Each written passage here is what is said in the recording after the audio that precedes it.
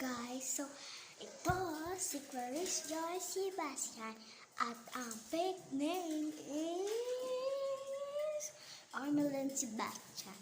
So, subscribe to my little big girl videos. Subscribe to 1, 2, 3, subscribe to $1 million. I got you.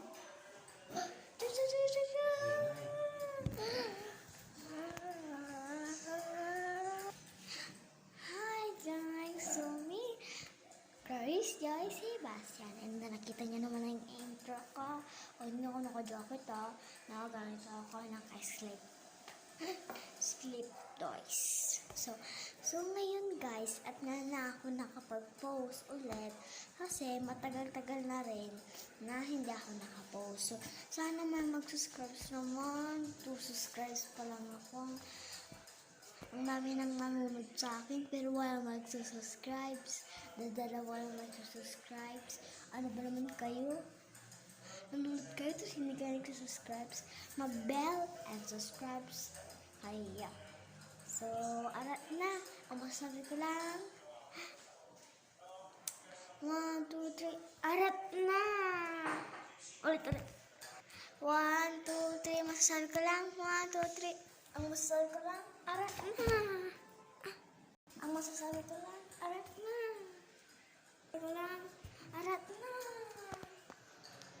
Ang masasabi ko lang. Arat na! Ang masasabi ko lang. Arat na!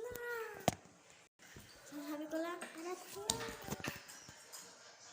Arat na. Ko lang, arat na. And guys, ang dami. Kung saan-saan na nilalagay yung ulo ko. Paiba-iba na yung nilalagay ko. Kanina, nandiyan na. Ayan, nandiyan na. Kanina, nandiyan na. Pero nandito pa rin ako sa aking eyeglass wear. Ang gagawin nga natin, magkukwento tayo ng scary na nangyari sa akin ito dati naming house. So, hi ka naman pa. Say ito, hi. Papa, hi ka. Mga kabidyo to. I-host ko to. Sige, hala ka dyan. Yan. Ang channel niya pala, si Papa is Ronnie Sebastian LA. So, let's start. Arat na. Masasabi ko lang. 1, 2, 3. Arat. 2, 3. Arat na. Arat na. Arat na. Arat na. Arat na. So, tara na. In 3, 2, 1.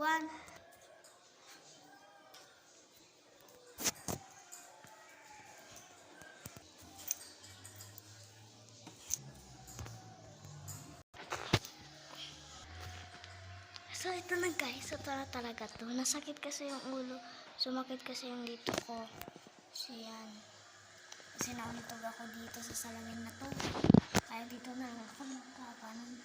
Ito sa silong. So, let's start. Umpisan natin. Okay, tara na. Ito. Nung unang panahon, nung birthday ng kapatid ko, tsaka pumunta kami doon, tapos nagabihan na kami ng uwi. Tapos umuwi kami noon kasama ng papa ko. Nag-tricycle namin. Tapos pauwi na kami, may bigla kaming naririnig na may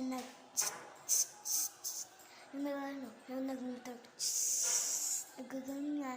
Tapos pagkatingin ni Papa sa likod, walang tao, pulos. Sa dadaanan namin, walang katao-tao kasi doon sa harap ng barangay, paloob na ng bahay namin. Eh, may may ilog doon, kaya may ganyan na may nakaharang para hindi mahulog ng tao. Tapos doon, wala nang tricycle kasi gabi na. Tapos may CCTV sa barangay, no. Tapos noon, wala nang tao sa barangay. Meron pang tao. Tapos pumunta kami sa barangay. At ang sabi ng kagawad ay may nagdudurong daw sa amin sa likodan. Ay, nakaka-creepy. Natatakot na nga rin ako. At noon, nagulat kami noon. At itinuloy na lang namin pa uwi. Binilisan ni Papang mag-drive.